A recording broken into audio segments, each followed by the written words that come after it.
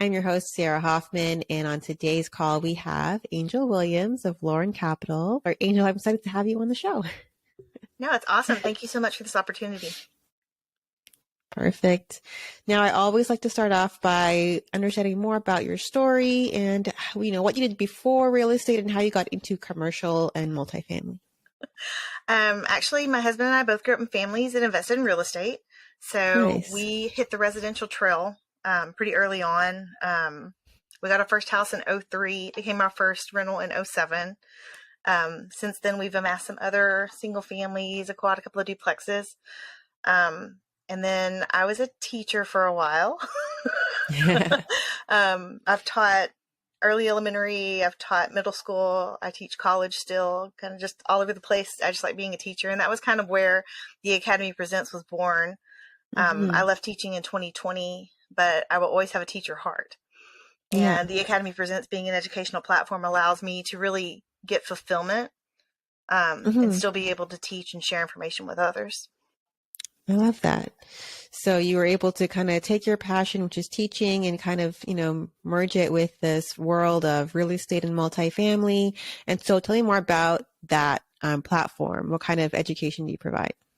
Absolutely. So it started off, we had our first summit in March of 2020. And I told all the people that were there, I was like, I'm going to start a webinar or a podcast or something within 4 weeks. I missed it by one day. We were supposed to start on the last day of April, and the first one was May 1st. And that became a podcast August 1st of 2020, and we're still going. So we've got 217, 220 episodes now, and that's the podcast. Nice. I love it. I love it. So you've got the podcast, you've got some events going on as well, right? And some other things going on. Yeah, we've got our next summit coming up in March. We do another one in September. So those two things are coming up. And then we've got just some other events. We've got a mastermind coming up. And so we're just kind of doing the education thing while we're working our multifamily and really just building keeping a family of busy. investors and friends. I love that. So you started off single family. You've been in the business as far as real estate goes for quite a while. Tell me more about how that transition happened, going from small duplexes and going over into bigger deals. So it really happened about 2017, 2018. My son was diagnosed with a really rare genetic condition when he was 19 months old. So that would have been late 2011. I think it was summer 2011. And it was pretty gut-wrenching. When he was first diagnosed, there were 742 cases in the world. Wow. And so there wasn't a lot of information other than it's bad. And we started realizing pretty early on that his medical expenses could be pretty extreme. And even though the residential side of things was going pretty smoothly for us, we knew that in order to be able to cover his medical expenses long-term, we were going to have to scale. And multifamily allows for that possibility to scale at a much faster rate than what you're going to do in residential. Wow. So you really had a very strong why to get into this business. And did you already know about syndication at that time, or how did you get into that?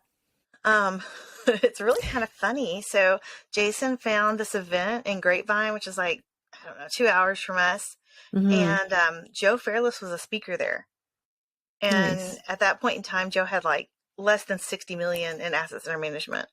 He's a little bit bigger than that now. Yeah. But when we met him, we knew that was who we wanted to be a part of his program. And so that was what really got us started, was knowing that we wanted to do what he was doing and really do it under his guidance, because I don't know, we had a feeling that he really was going to go somewhere with it, because he was just so dang laser focused. Yeah. And if you've ever met him, you know what I'm talking about. It's absolute laser focus. You're the only person in the room, even if there's 500 people around you. It's amazing. Awesome. That's awesome. And so tell me about, what year did you actually go to that event? And then how quickly did your business scale from there? I want to say it was 2017. It might have been 2018. But we started getting involved on the LP side in 2018, 2019. And then we went active side in 2021. and got our first Great. deal across the finish line that December. Awesome. Perfect. And what does your portfolio look like today? We've got 160 units of multifamily that we own or operate.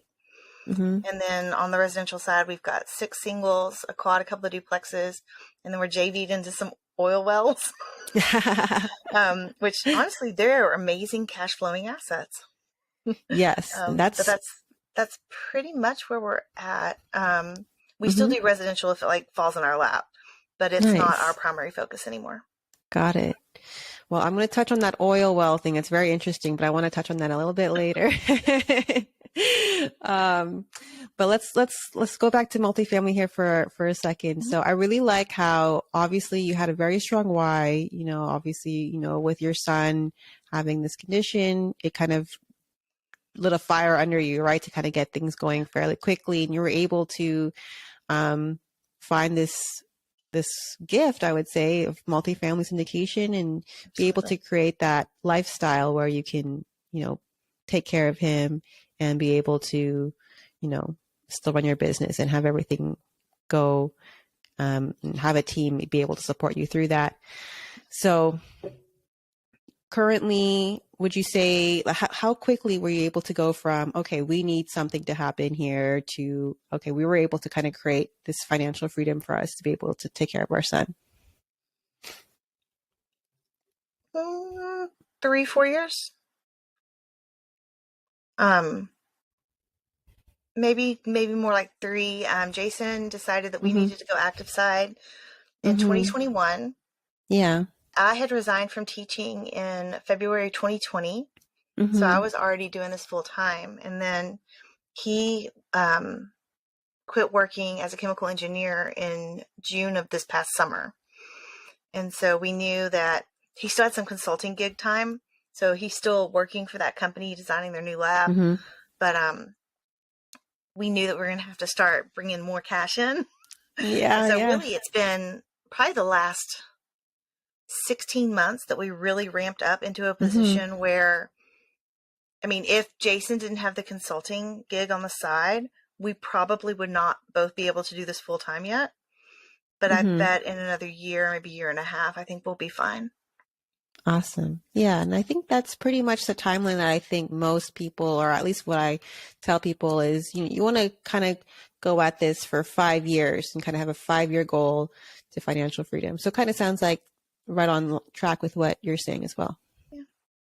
Yeah. All right. I think so. Nice. That's right about right.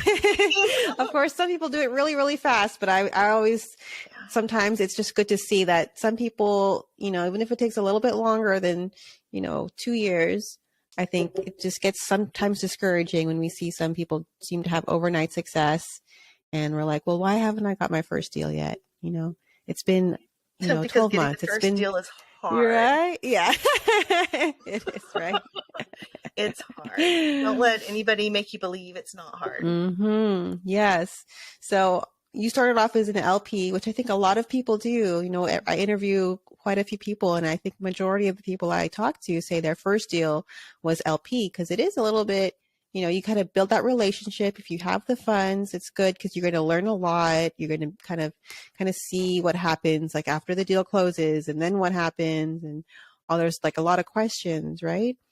So, obviously the first deal was the hardest. So how long did it take you to kind of get that first deal once you decided like, okay, this is kind of the route we're going to go? We were under contract for 5 months. Oh, wow. And I can vividly remember begging the seller, just, hey, let us get another extension. We're going to get this thing across the finish line. Yeah. I swear to you, we're going to get this thing across the finish line. But it didn't matter. It doesn't matter how loud you shout it until you've done it. You don't really have any mystery. And so he was just a really great guy, and him and his wife believed in us. And so they gave us the time we needed, and we got it across the finish line. Awesome. Now, the 5 months, was that because you were trying to raise capital, or were there other issues going on that caused it? We had a really tough time getting a loan product. Okay. We went through 3 GP teams, or we went through 2. The third one got us across the finish line. But my husband and I, we had 150,000 that had gone hard day one. We were in it. Wow. We were in it to the end. We were going to get it across the finish line. Yeah. So did you find the deal yourself? Then you put your own money up front for it, and then you had to find a couple different sponsors. So that's kind of how. We ultimately were the lead sponsors on our own first deal. Okay. So your partner, but you were trying to get a sponsor, or is that how it happened? We started out with one, mm-hmm. and then that team didn't make it. And so then I called a friend of mine to help us just raise. And then between us and him, we had the net worth and liquidity to take the deal down. And so that was how it worked out. And because it was our deal, we took the lead position, and it's been wild ever since, because you're not going to come across a whole lot of people that were the lead sponsors on their first deal. Right. Yeah. That's how many units was that one? 72. 72. Yeah. I mean, that's pretty huge for the lead sponsor on your first, for sure. We've learned a ton. Yeah. We've learned a ton. We'll just go with that. Great. And then what would you say would be kind of your strength or your area of focus? You know how this is a team sport, so everyone kind of has their specialty. What is your focus on? My specialty is absolutely relationships. Not necessarily just with investors, but with everybody. So that may be vendors or PMCs or different other people that are involved in the space. My husband is absolutely the underwriter.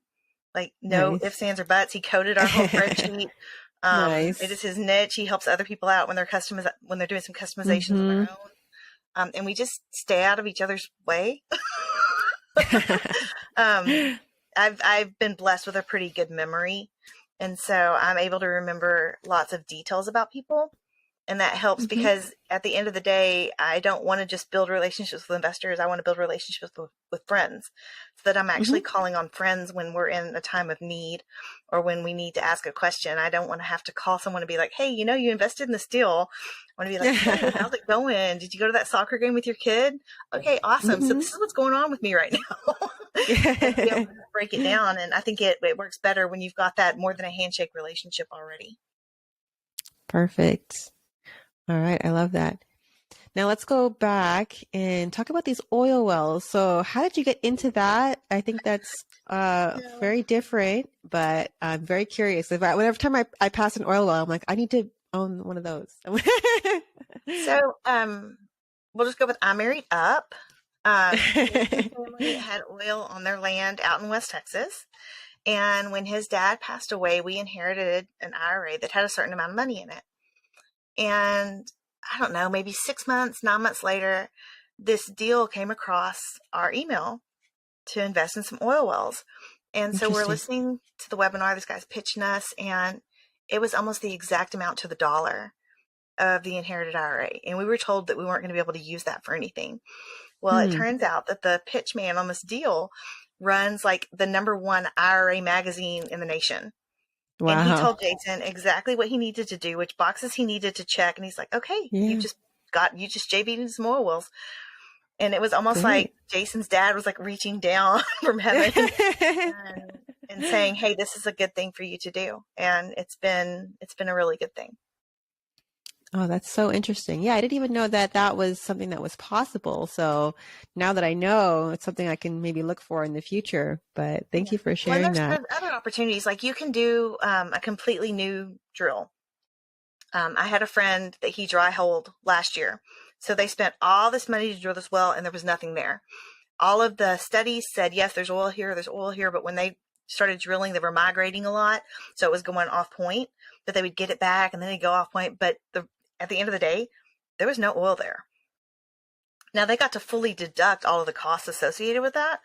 But in our situation, we were drilling next to a well that was already there, but they had capped it off because the bigger oil companies aren't as efficient at separating the oil and water, because you get to a point where there's a lot of oil and water in the mix. And this company found us, really. Like destiny found this company for us. And they were really efficient at separating the oil and water. And it's just been a really amazing investment. I love that. That's very cool. So something to think about, getting involved in, investing in an oil well. It's not necessarily related to the show, but it's, we're open to all topics here. You got to diversify. And I mean, I just Yeah. feel like as an economist, I mean, getting rid of all petro engines is very cost prohibitive. And if we do Mm-hmm. that in a unilateral move, we're going to make our goods more Mm-hmm. expensive on the world front. And that just puts For us in a sure. bad position. So it's so cost prohibitive. I just don't believe we're going to be moving away from petro-based engines anytime soon. No, I don't think so either. It's intertwined with everything we do, not just driving.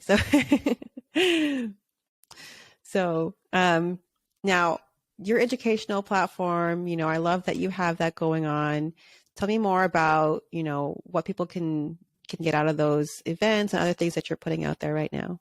Yeah, absolutely. I can make sure that I'm pretty sure we sent the link to the podcast. We also do a virtual meetup every Monday. So every Monday at noon Eastern, holiday, birthday, traveling, it does not matter. We will meet at noon Eastern every single Monday for the Marvelous Mondays meetup. And it's an amazing group of people. There's about, 25 to 35 people that show up every Monday, and we just hang out. We talk a little bit of Mm-hmm. real estate, and we've just become really a family. We've become a big group of friends. And so it's a really neat event. Awesome. Well, Christmas is on a Monday this year, so you're gonna stick to the No. Christmas schedule there. So not all investors celebrate Christmas. Okay, awesome. So I guess we're going to meet for a little bit. Okay, great. Now, you've been through, a lot over this real estate journey that you've been on. What was the most difficult thing you've had to overcome so far? So I lovingly call it the burning. Mm-hmm. It was a 2-week period where my husband and my oldest daughter were at Philmont, which is a BSA camp in like backcountry New Mexico. They were in the mountains, Mm-hmm. no cell phone access, no internet access. While they were gone, the property management company we were using dissolved. So I was trying to take care of that. I was trying to take care of a clean out on a unit. I was taking care of our other children at home, our special needs son and our 2 youngest daughters, and just kind of losing my mind. It was so hard. And it was just like one thing after the other with the property management company, and our regional was working so hard to find another company to come in and take over the properties, because what had happened was it's like on July 11th, we got a phone call that said, "Hey, we're dissolving in 2 weeks, and it's okay. This company's going to take you over." Then we got a Mm-hmm. certified letter that said, "Oh yeah, they're not going to take you over." Oh So no. that was when the regional had to start searching for another one, and we're trying to like Yeah. handle what's going on site, because she's trying to find another company to take it over. And so a lot of weird things just happened with that as it was going on. Mm-hmm. Um, we thought we were 3 months behind in the electric bills and like the water and everything. And I wound up calling a friend who had done the electric contract, and I'm like, I don't know what to do. And he was like, "You know what? This is what you're going to do. You're going to give me your logins, and I'm going to take care Mm-hmm. of this for you."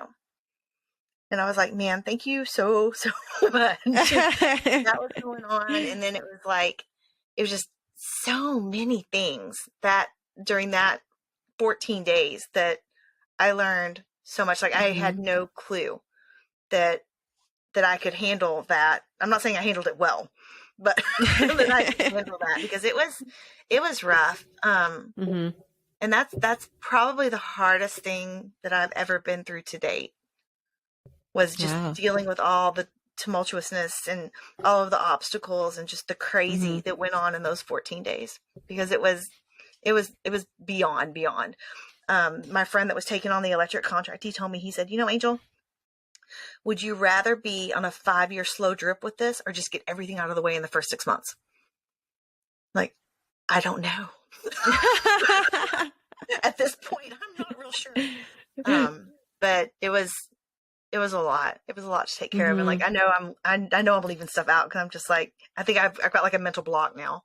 I don't even want to think about it. Yeah, a lot of tough times. So what kind of advice or what kind of, final words would you give someone who is new to the industry?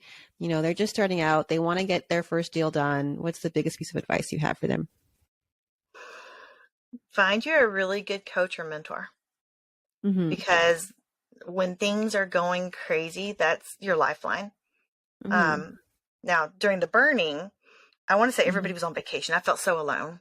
But I was able to at least get in touch with a friend of mine on WhatsApp, because she decided that they were going to travel outside of the country to visit her family.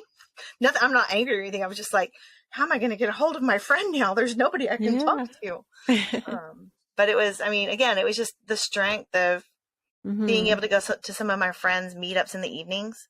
My friend Aaron Goins, he has a meetup, and I got some tough love that night.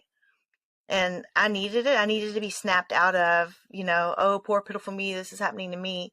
And just realize, no, this is happening for you. And you are going to build some crazy ass muscles, and you're going to get through this, and it's all going to be just fine. So I love that. And where can someone who doesn't have that mentor yet, and maybe they don't have, you know, some of these mentorships are very expensive, you know, yes. Tens of thousands of dollars. If they didn't have that, what can you advise them on, like, what can they add value to someone, or what would be the best way to kind of build that relationship? So I cost us 1.5 years and about $30,000 at the beginning of our journey, because I thought Joe was too much. And I'm just going to say, like, when you find a coach that you know you fit with, I mean, just call them, beg them, cry, get on a payment plan. But you're going to know when it's the right coach. You're going to know when it's the right person to be your mentor. And I mean, sell furniture, sell clothes, just, you're going to make it happen, because it's going to be life-changing for you. Absolutely. That makes sense. You know, if you really want it, you're going to make it happen, and doesn't matter what the cost is, you'll find a way. Perfect. Yeah. Well, I think about, like, I mean, we've spent well over 6 figures in coaches now, and we've more than tripled our net worth. That's amazing. Yeah, so, it's totally worth it. Yeah, don't think that it's not worth it, because you're gonna, it's gonna light another fire under you, because you're not just gonna spend, you know, 6 figures and not bust your ass to do what you need to do.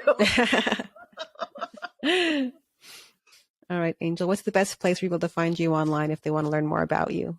LinkedIn is probably the best place. I am Angel Williams on LinkedIn. And I know that there's going to be some other links and stuff once the show notes come out. But LinkedIn is probably the place where I'm most active. Perfect. All right. So I'll include links to your podcast and your LinkedIn and everything else below in the show notes. So thank you so much, Angel, for being on the show. It was lovely to have you. And everyone, thank you for tuning in. If you guys enjoyed today's show, please give us a 5-star review on Apple Podcasts or Spotify. Every review helps us to be able to reach more and more people that are looking to get started in commercial real estate. Awesome. Today's show was sponsored by Synergy Capital Investments. To download your free multifamily investment guide for beginners, or to schedule a call to learn about our upcoming investment projects, go to thrivewithsynergy.com. That's thrivewithsynergy.com, or click on the link below.